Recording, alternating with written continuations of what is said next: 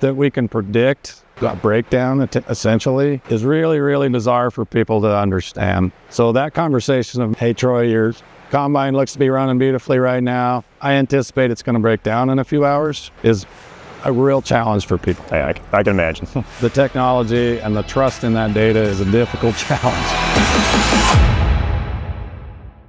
Welcome everybody to another episode of the FarmCast. We are live on location here at our wonderful new service shop in Yuma, Colorado. I'm Troy Randall, lead technology specialist, and joined today by a new face, Randy Ball, who is our director of Century Support. Welcome, Randy. Thank you, Troy. So what we're talking today about is service. So we have Randy here joining us, and he's going to give us a good overview. So one term we might hear quite a bit is machine monitoring specialist. So what is a machine monitoring specialist? So the machine monitoring specialist falls under the umbrella of Century Support. So that person is typically a technician or a technical-minded person, someone who has a good understanding of modern-day equipment systems. What they do is they monitor a dashboard that's provided by Deere that has a list of equipment on there that's currently alerting. That machine monitor will then evaluate that alert, generate some sort of recommendation to provide the customer, and then that person will make that contact with the customer, help them understand what's going on with that machine. Maybe it's just optimization, maybe it has a problem, maybe it has a predicted problem. We help them work through what's going on with the machine and help provide recommendations for what that machine needs to get back to full health. So Randy, one of the things a machine monitoring specialist probably does monitor is expert alerts. So what are expert alerts? So an expert alert is when a machine is alerting on a particular condition or problem that John Deere has a prepared solution for. Those are nice because we can get to a recommendation for a quick fix for those people because of the volume of cases that Deere has seen in that particular problem. We can get to a fix very quickly. Along with expert alerts, there is what we call an interactive solution. That is a link that a technician or a machine monitor can follow. Links directly back to the factory. Within that link, Deere provides us with step-by-step diagnostics, or possibly a smoking gun, replace this part, or follow these steps specifically to get to the root cause of the problem. The nice thing about that is that information is then piped directly back to the factory, to the folks who are generating the alert in the first place, so it helps to validate and reinforce that alert as they go through the process of progressing through those diagnostic steps. You mentioned the interactive solutions. I've actually used a few of those in my scenarios too, so those would come in pretty handy. My area, when it comes to technology, you have a receiver or something that's kind of not cooperating like the way it should. It pretty much starts out with, what is it doing, and it gives you some suggestions. Is it doing this? Is it not doing that? And it kind of goes through step by step. So it's a very awesome tool that we can utilize from many different facets when it comes to diagnosing issues and getting things fixed quicker. So it's a huge advantage for the machines that are connected because that data is flowing. Deere is assimilating that data and they're providing back to the dealership that interactive solution.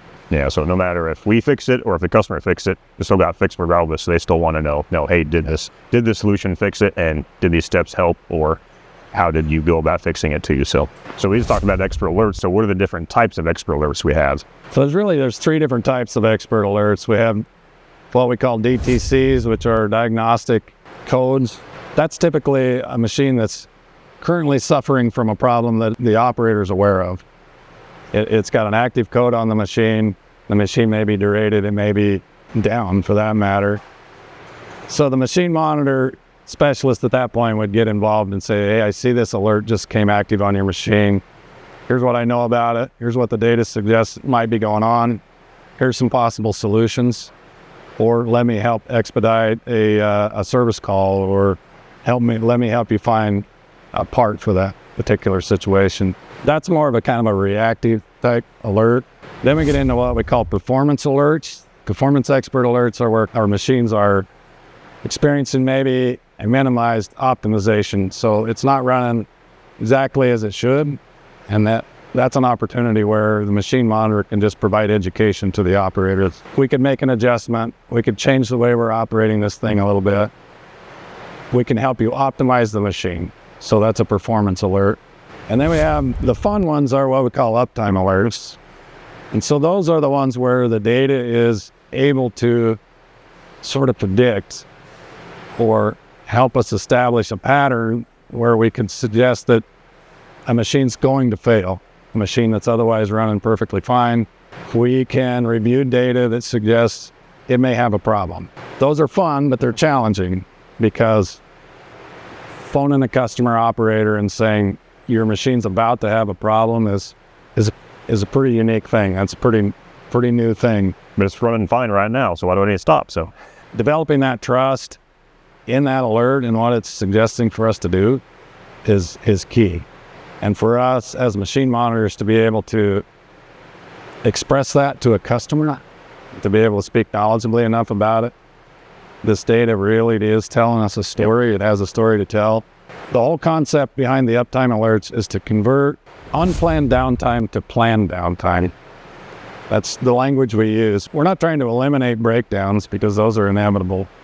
What we're attempting to do is change the potential breakdowns, the disruptive breakdown in the middle of the day, convert that to a planned, scheduled repair. And we call that planned downtime. And that gives us hopefully an opportunity to be proactive enough that we can secure parts, or maybe we need to schedule a technician, or at very least the customer can schedule time when the machine's not actively working to perform some maintenance or some parts replacement. Uptime expert alerts are very cool in that aspect, that they have that predictive nature to them. During planting season, it'd be a lot more beneficial to know you might have a potential problem and fix that on a rainy day versus break down and have that problem in the middle of a nice day when you should be outgoing. So again, that predictive nature and allowing us to kind of plan ahead versus be more proactive versus react. And most recently, we've done a lot of expert alerting with combines being in the middle of wheat harvest here. Customers can plan a repair or a parts replacement in those early morning hours before the crop's ready. Doesn't eliminate the fix, but it gives them more control, and it gives them options, and it helps them to avoid that disruptive breakdown in the middle of the afternoon and the grain bin's full and they want to keep running. Yep, unplanned downtime. So yeah.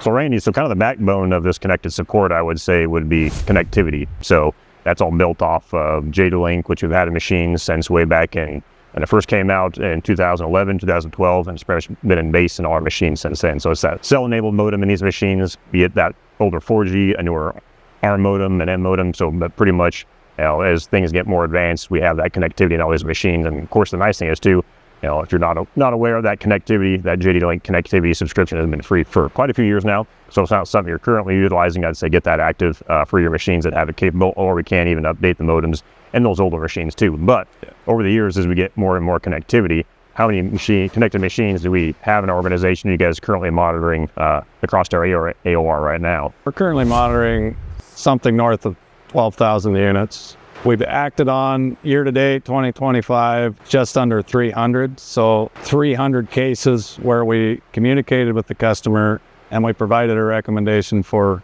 a repair or an optimization adjustment. We provided some sort of education on the health and well-being of that machine. That's not where we want to be. We want to continue to grow that.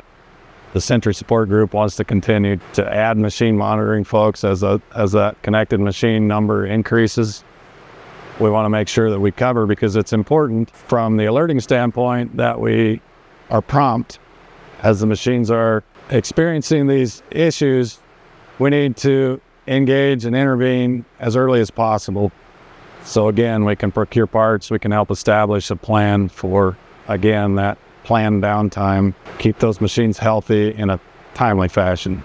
Everything to alleviate that unplanned downtime. So convert unplanned downtime to planned downtime is really the whole intent of all of it. That would make everyone happier at the end of the day. So I'd like to say we're going to eliminate breakdowns, but we understand equipment is going to break down. Yep. That's an inevitable piece of our business. So this is all a step forward, and the biggest thing, the driver behind this is the data. So we know, since we have these connected machines, that's a lot of data on the backside. So how does your group interact with this information coming off of machines? So John Deere provides an enormous amount of information on these machines as they're alerting. They provide plots and charts, and we can see a lot of comparatives over what this machine is currently doing relative to literally thousands of other machines in Deere's organization, what they're doing in current and similar operating situations. So you can really very easily in that data discern what separates this machine that's alerting from all the other ones who are currently operating normal.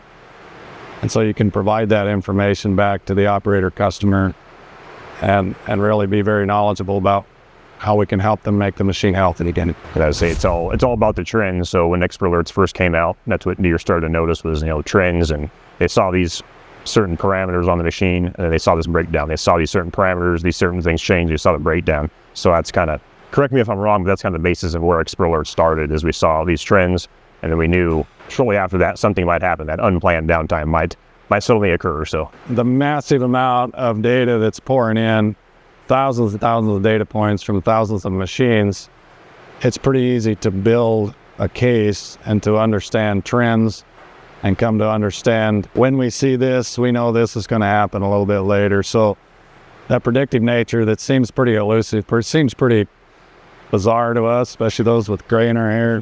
Seems like smoke and mirrors, but really when you boil it down, it's just that collection of a massive amount of data that allows us to be very confident in suggesting that a machine that's healthy right now may not be a few hours from now. Yep. So that collection of data plus the expertise of the guys on your team, and then also our technician, our support staff, combine all that together, and usually we can have a pretty good plan, whether it be the Expo Alert has an idea, but then the technician or you guys see like, hey, we know that's going to be an issue, so let's go out, let's get that fixed beforehand. So that combination of different areas we can pull from really helps to kind of drive home that solution.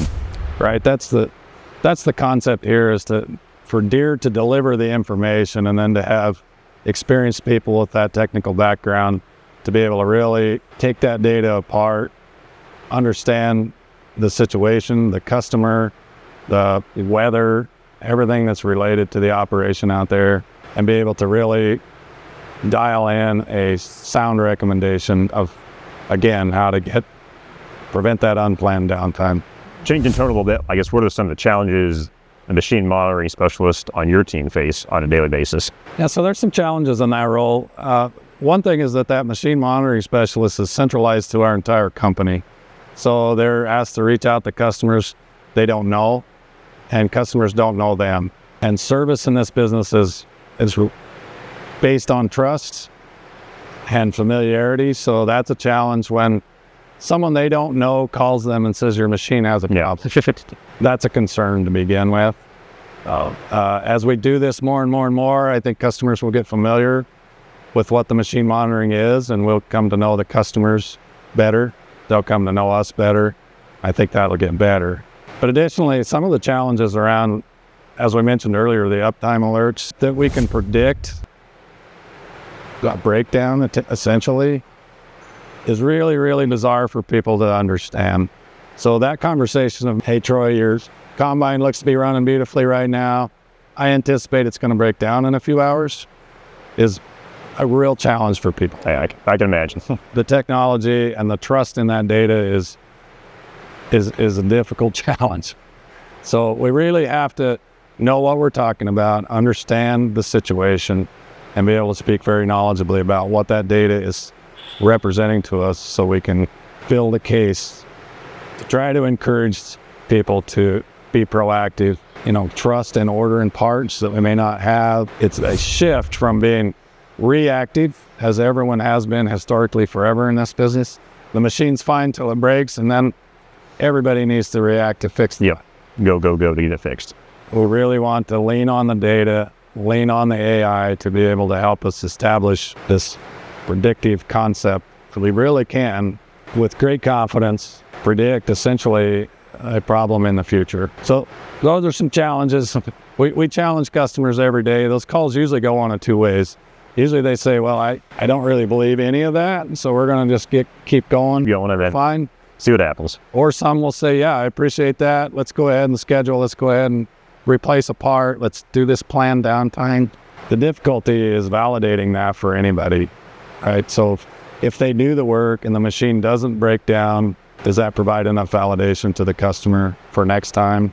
And for the guy that did not choose to do anything proactively, and maybe that machine does break down as predicted, we don't want it to go that way, but hopefully that helps to validate the data and the machine monitoring process as a whole.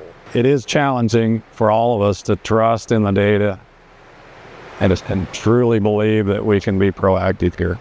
I would say over the years too, that like you said, that first expert alert calls like, hey, your machine might break down, so this is what we need to do.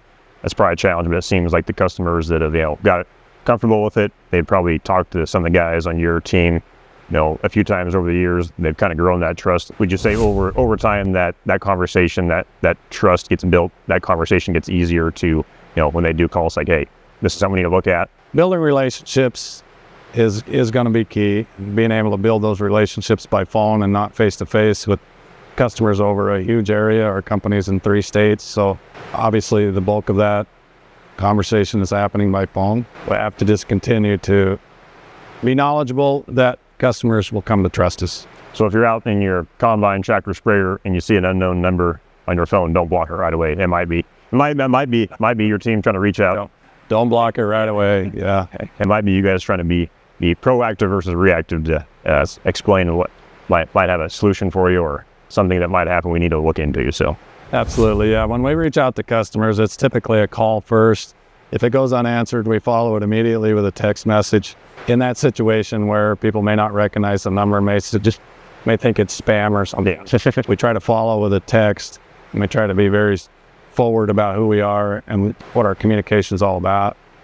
So hopefully they'll call back and we can help educate them on what's going on with their machine. Randy, what are some of the, I guess, if you had to pick a top 3 of some of the expert alerts we've seen, this year or the past rolling year, what might those be across our whole fleet? There's a lot of success stories, but I will say one that sticks out is an expert alert that's been delivered several times this spring on sprayers, the R4045s and 4060s. They had a Vistronic fan on those machines. We were getting alerts on speed errors on those fans. The machine was running fine, staying cool, but getting speed alerts. So we communicate with the customer. This speed alert can be an indication of that fan drive failing. And when those would fail, the little brush module on the front would potentially seize. That could cause components to rotate. It shouldn't. Fan damage, radiator damage. We've seen some pretty big, ugly breakdowns associated with that particular component. So a few times we were able to reach out to customers and say, this drive really needs replaced, and give them that scenario. Explain to them there's a risk here in this component failure. It can cause additional residual damage. At least one case, I had a customer actually phone me back and say, hey, I replaced that drive. I think that thing was about half a day from coming unhinged. They were appreciative of the fact that, again, we didn't eliminate a repair, but we did minimize the damage potentially because the machine was operating as normal. So without our interjection there, without our intervening, the customer may well have continued running and had a much bigger repair bill. Yeah, we help kind of mitigate some of that unplanned downtime. So in that unplanned downtime, and we had a situation this spring, 8R tractors with hydraulic temperature sensors. This one was fun because the tractors were running fine. There was no temperature codes, no alarms. Operator wasn't seeing anything out of order, but the data could show us that those temperature sensors weren't calibrated correctly. They were like 12 degrees colder than they should have been. And you say, well, why does that matter? If the machine were to have some issue with its cooling system and the hydraulic temperature actually elevated, the warning system would not have been capable of warning it correctly. And that could have led to component damage. And again, a lot of unplanned downtime, a lot of unnecessary expense. So we're able to reach out to customers and say, these sensors aren't reading correctly. Again, that's a challenge because the customer says the machine's working fine. I don't see a problem. The data can show that. We can see it does comparatives with all the other temperature sensors on the machine. Over a cold soak period of 8 to 10 hours, all those sensors should read the same. When one reads 12 or 15 degrees under all the other ones after that cold soak, it's pretty easy to determine that sensor's out of calibration. So to protect the systems, it was important we reach out to the customers and get those sensors replaced. And many of them, thankfully, took our advice and replaced them. That's that downtime that you can't really quantify because breakdowns you never had are difficult to quantify. Yeah, so something like that, that temperature sensor didn't cause any harm right now, but maybe the life of that tractor, 1,000 hours, 2,000 hours down the road, it might cause harm to all your lines, your hydraulic pump and all that, because there's always, that minute temperature difference, but enough to cause an effect to the machine. Absolutely, and it brings to light the value of the machine being connected, the value of that data flowing, the value of the machine monitoring specialist being aware and understanding that and being able to provide that support back to the customer. The big new buzzword going around now is AI. So is that something, I know that's something Deere is heavily invested in and moving forward in order to help crunch all this data. So is that something you guys are using in your group, or something we're looking forward to as a whole as a company? Yeah, we're definitely looking forward to that. There's a lot of technologies coming within the platforms that we work in with John Deere. The AI stuff is helping all of this, helping to assimilate all that enormous amount of data and draw that down into what we actually need to recommend to get these machines going again. That was a great amount of information. Thanks, Randy, for going over Century Connect and what your team does with all that data you guys look at on a daily basis, and how you're trying to be proactive to reach out to customers when they may or may not have a problem they can see, to help alleviate that unplanned downtime, as we like to say right now. So thanks again, Randy, for joining us. I'm Troy Randall with the FarmCast, and we'll see you on another episode. Thank you, Troy.